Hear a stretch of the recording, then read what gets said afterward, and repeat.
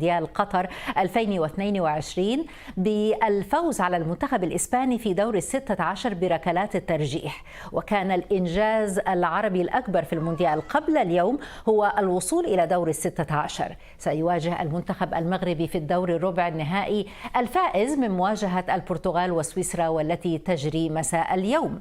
نتحول الآن إلى الرباط ومعي من هناك الصحفي الرياضي حمزة شتاوي أهلا بك أستاذ حمزة. في البداية أهنئكم طبعا وأنت في الرباط ويبدو من حولك أجواء البهجة والاحتفال، أهنئكم بهذا الفوز.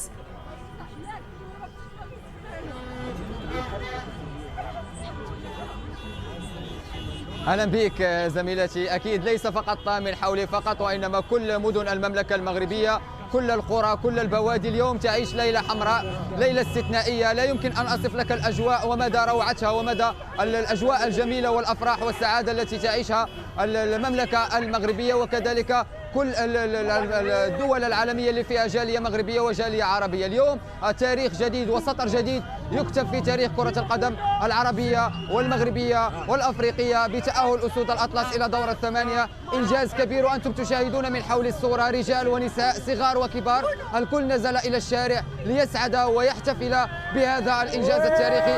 إنجاز تاريخي، إنجاز كبير، أكيد أجواء جميلة وجميلة جدا اليوم. طيب يعني أجواء مبهجة فعلا. ماذا كان تعليقك على المباراة وماذا كان يعني انطباعك عن أداء المنتخب الإسباني؟ هل جاء أقل من التوقعات؟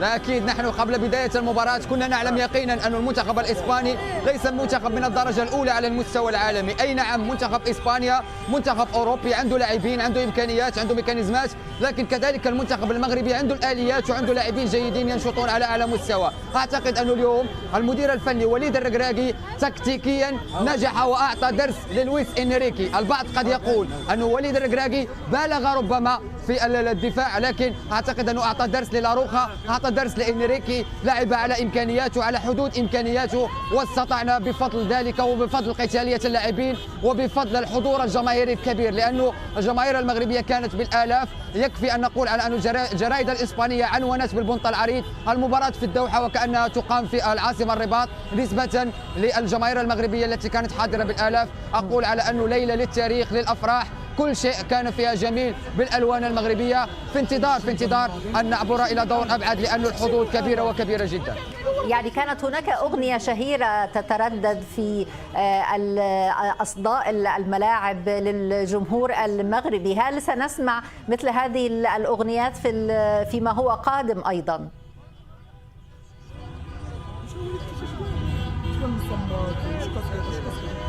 أكيد الجماهير المغربية حتى من حولي تغني والكل سعيد هنا. هذه البداية وما زال الكل يغني اليوم، الكل سعيد بهذا الانتصار. يعني أقول كما يقول الجمهور المغربي ما هذه إلا البداية وما زال إن شاء الله. اليوم عزيمة مغربية تكتب تاريخ مغربي عربي أفريقي في أكبر عرس كروي في العالم. اليوم المغرب يلعب للمغاربة وللعرب، وأقول من خلال شاشة الBBC شكرا لكل الجماهير.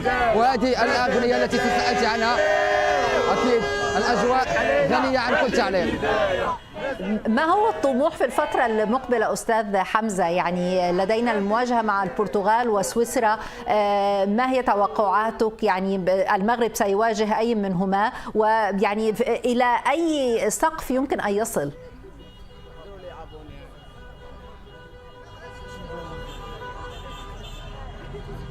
هي مواجهة البرتغال سويسرا متكافئة إلى حد كبير. المنتخب البرتغالي ربما لم يقدم نفسه بقوة، يكفي أن نقول على أن نجمهم الأول كريستيانو رونالدو كان ضمن أسوأ تشكيلة في دور المجموعات، لم يقدم أي شيء.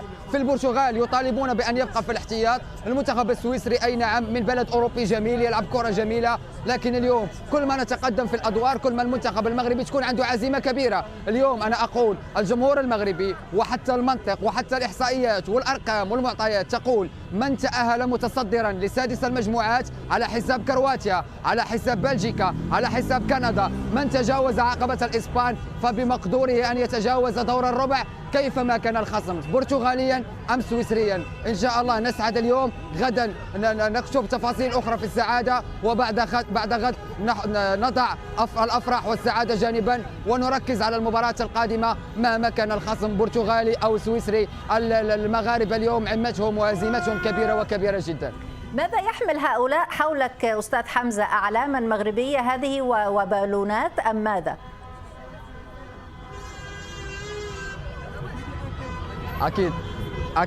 أكيد هذه أعلام، هذه بالونات، هذو يعني مغاربة سعداء، كل شيء اليوم يعني أفراح، سعادة، كل شيء جميل اليوم. يعني الأعلام المغربية، حتى الكاسكيت هذه باللون المغربي اليوم، الأحمر والأخضر يغزو الشارع المغربي. وحتى من خلفي لو تشاهدين الصورة، الناس يعني بمختلف الأعمار هنا، حتى أطفال صغارهم نزلوا إلى الشارع للاحتفال بهذه الطريقة الجميلة. يعني كما قلت صغار كبار رجال نساء الكل اليوم يحتفل، والمدن المغربية تعيش الآن لحظات جميلة وستعيشها إلى غاية ساعات متقدمة من اليوم الموالي. اليوم أستاذ حمزة أليس كذلك؟ ستسهرون حتى الصباح.